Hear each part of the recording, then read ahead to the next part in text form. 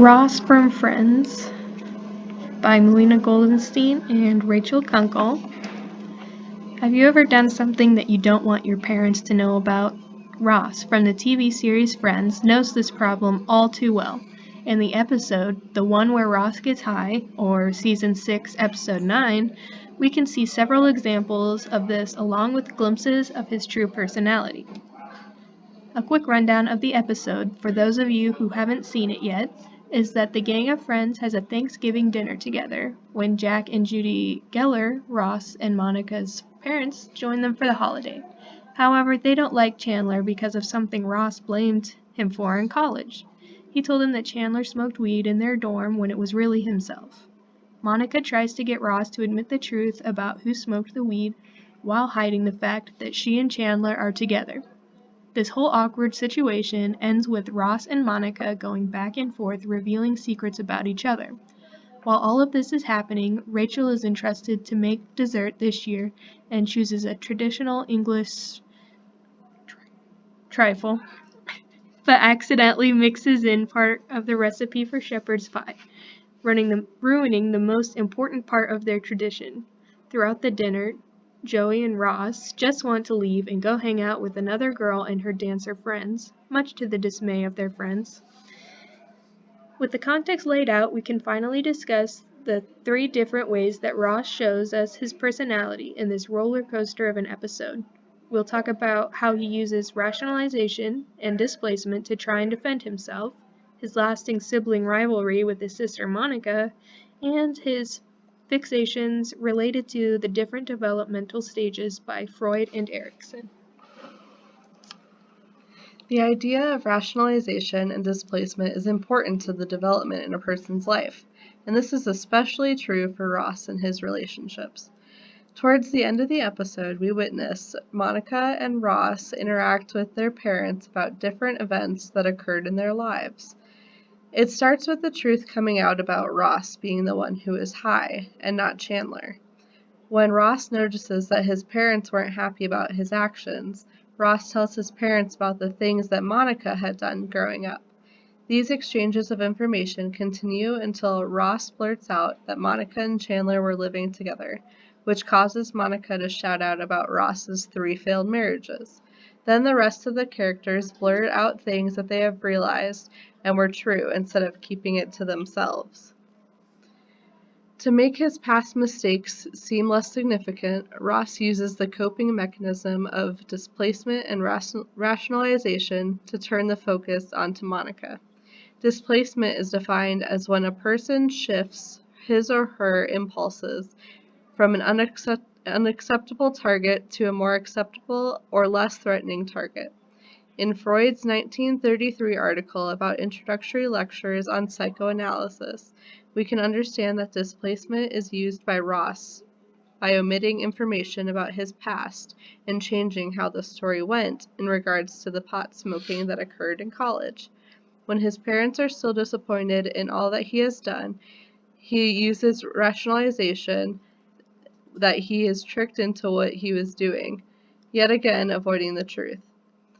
In the article written in 2016 by Ziegler, we can understand that when people are under stress or questioning by someone, they are likely to use at least 10 different defense mechanisms, which includes rationalization.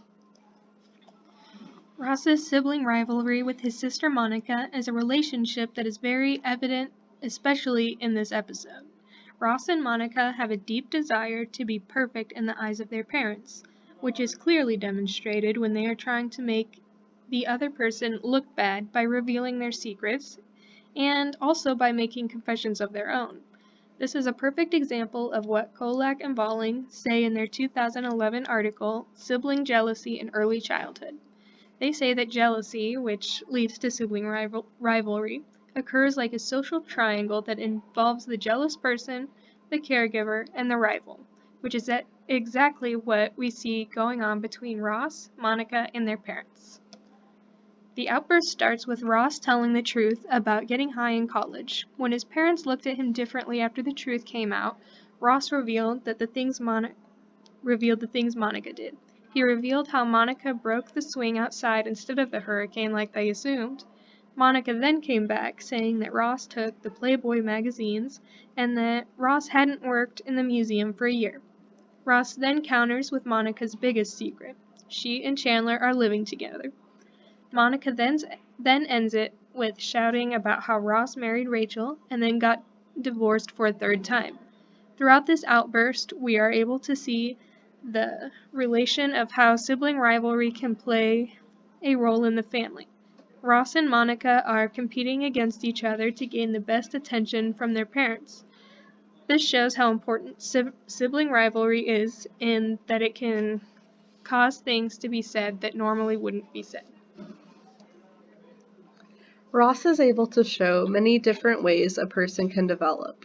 We can also find the teachings of Freud and Erikson's developmental stages in Ross in this episode. Throughout the episode, Joey and Ross talk about how they want to leave the family Thanksgiving party and go to a party that Janine, Joey's roommate, was hosting that included all of her hot dancer friends. Ross brings up the fact that he grew up with a sister and that he knows women, which he brings up in hopes that it will help him with women. Towards the end of the episode, we see that Ross has been married and divorced 3 times, which showed that to others his inability to stay in a relationship with women. These actions show different stages of development by 2 different psychologists. Freudian theory would state that Ross is in the genital stage of development.